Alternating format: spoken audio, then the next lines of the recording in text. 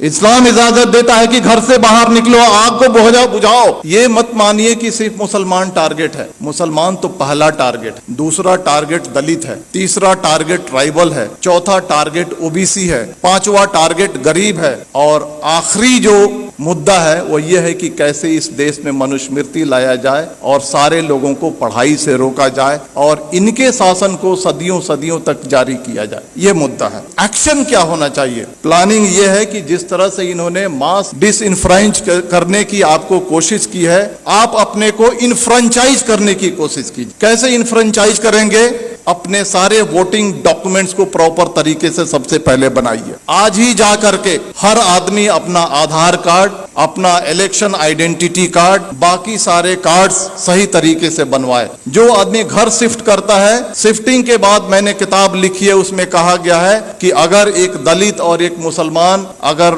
अपने घर को शिफ्ट करता है तो उसके नाम को डिलीट कर दिया जाता है। आप जहां पर जाते हैं नए तरीके से अपने नाम को ऐड कीजिए। आपके मेल को फीमेल लिखा जाता है, आपके फोटो को चेंज कर दिया जाता है। बीजेपी के लोग फॉर्म नंबर 7 के थ्रू आपके वोटर आइडेंटिटी कार्ड को चैलेंज करते हैं। बिना इंक्वायरी के इलेक्शन कमीशन आपके वोटर आइडेंटिटी कार्ड को खत्म कर देता है। आप सजग नहीं है। सबसे पहले आप सजग होइए। सबसे पहले अपने कार्ड्स बनाइए। कार्ड्स बनाने के बाद जो वोटर लिस्ट है उसको उठाइए और देखिए कि महमूद आलम अगर लिखा हुआ है तो उसका स्पेलिंग सही है क्या? हम मेल हैं तो मेल है क्या? फीमेल हैं तो फीमेल है क्या? हमारा फोटोग्राफ है क्या? इन सारी चीजों को इंश्योर कीजिए और इंश्योर करने के बाद आप यूनाइट होइए। और यूनाइट होने के बाद जिस तरह से इलेक्टोरिकली ये सरकार आपके सर पे बैठी है, उसी तरह से इलेक्टोरिकली इस सरकार को उठा के फेंक दीजिए। जिन लोगों ने कहा था माइनॉरिटीज, मुस्लिम्स, क्रिश्चियन, सिख्स, बौद्ध, जैन,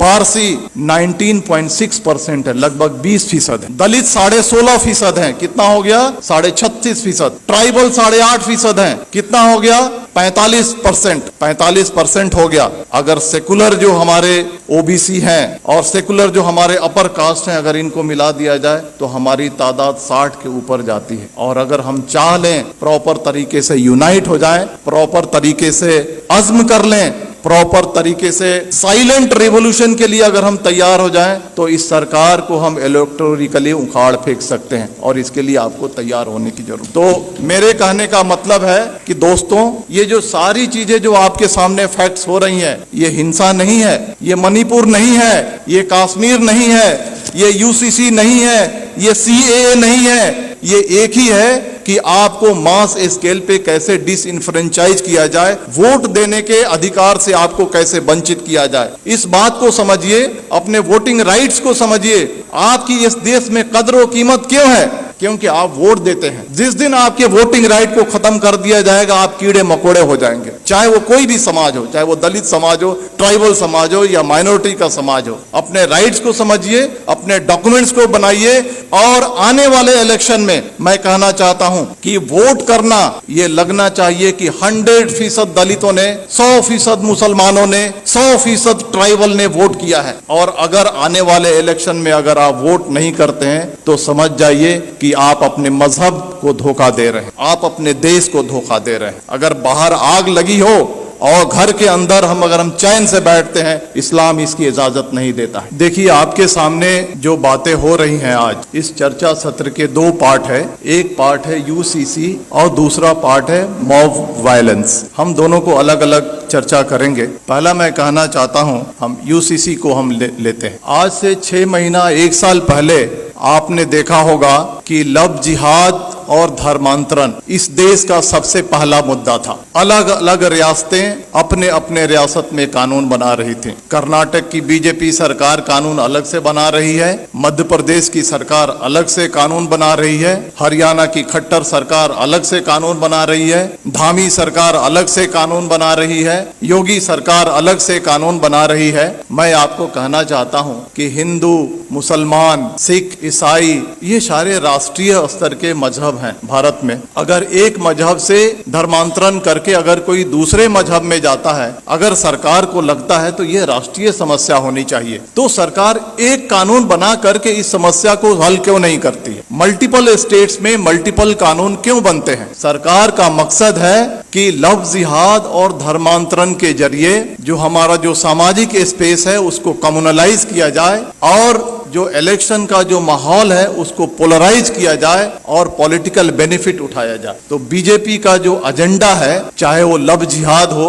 धर्मांतरण हो या 2014 से लेकर के आज तक के जो भी फंडामेंटल चेंजेज आए हैं, ये पॉलिटिकल प्रोजेक्ट है। पॉलिटिकल प्रोजेक्ट किस लिए है? To gain political benefit. उसी तरह से यूसीसी आ रहा है। अगर सरकार को लगता है कि यूसीसी आनी चाहिए और राष्ट्रीय समस्या है, तो आसाम का चीफ मिनिस्टर हिमंता बिस्वा शर्मा क्यों कहता है कि हम पॉलीगेमी पे कानून बनाएंगे? धामी सरकार उत्तराखंड का क्यों कहता है हम यूसीसी पे ड्राफ्ट लेकर के आएंगे? आप देखिएगा मेरी बात, यू मार्क माई वर्ड, कुछ दिन के बाद योगी सरकार अलग ड्राफ्ट लेकर के आएगी, कुछ दिन के बाद मध्य प्रदेश की शिवराज सरकार अलग ड्राफ्ट लेकर के आएगी। और इसका मकसद है कि ये उनका पॉलिटिकल प्रोजेक्ट है। और पॉलिटिकल प्रोजेक्ट किस लिए है? समाज को पोलराइज करने के लिए। अब सवाल उठता है कि इसका मकसद समाज को पोलराइज करने के लिए है, तो हमें क्या करना चाहिए? जहां तक यूसीसी का सवाल है, बड़े बड़े वक्ता, बड़े बड़े दानिश्वर कहते हैं सबसे ज्यादा जो नुकसान होगा वो क्रिश्चियंस को होगा, सिख को होगा, ट्राइबल्स को होगा, दलित को होगा। हमारी जिम्मेदारी है, सरकार देखिए 2014 से लेकर के आज तक जो चाहती है वो करते आई है। अगर वो चाहेगी कि यूसीसी लाएं तो हम रोक नहीं सकते हैं, लेकिन हम जो कॉन्स्टिट्यूएंट्स जो उनको वोट करते हैं उनको ये एजुकेट कम से कम कर सकते हैं कि ये जो है आपको बर्बाद करने के लिए लाया जा रहा है। इसके कॉन्स्टिट्यूएंट्स कौन है? ट्राइबल्स हैं,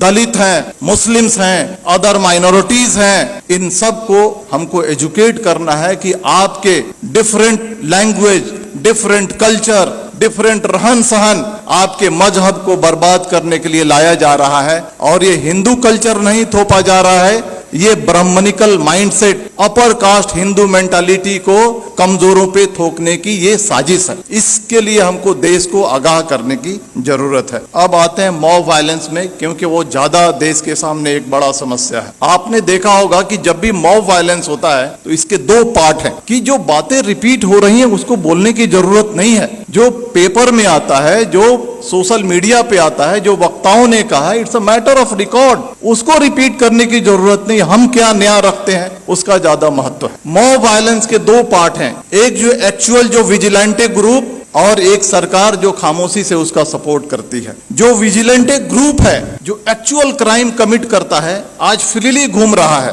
हथियार कलेक्ट कर रहा है, क्राइम कर रहा है, माइनॉरिटीज पे वार कर रहा है और उसको कोई छेड़ने वाला, कोई अरेस्ट करने वाला नहीं है। दूसरा जो पार्ट है आज की सरकार कितनी भी मॉब लिंचिंग हो जाए, मणिपुर हो जाए, नू हो जाए, पुन्हाना हो जाए, झिरका हो जाए, ट्रेन में फायरिंग हो जाए, दंगे हो जाए, सरकार जबान नहीं खोलने वाली है। सरकार चुप है। सरकार इज मेंटेनिंग साइलेंस। और साइलेंस को क्या कहा जाता है? साइलेंस को, खामोशी को रजामंदी कहा जाता है। सरकार वायलेंस को रजामंदी दे रही है। सरकार रजामंद है कि वायलेंस किया जाए। इसके दो पार्ट हैं, जो विजिलेंटे ग्रुप हैं और जो सरकार है, इनके मोटिव में फर्क है। जो विजिलेंटे ग्रुप है उनका मोटिव है कि हम जो कमजोर हैं उन पे हमला कर रहे हैं, उनको सबक सिखा रहे हैं, उनको तकलीफ में डाल रहे हैं और बहुत खुश हैं कि तारीख में इन्हें हमको सताया था। ये बात सही है या गलत, इसकी अलग चर्चा की विषय है, लेकिन इन्होंने हमें तारीख में हमको तकलीफ दी थी, आज हम इनको तकलीफ दे रहे हैं। वो खुश है।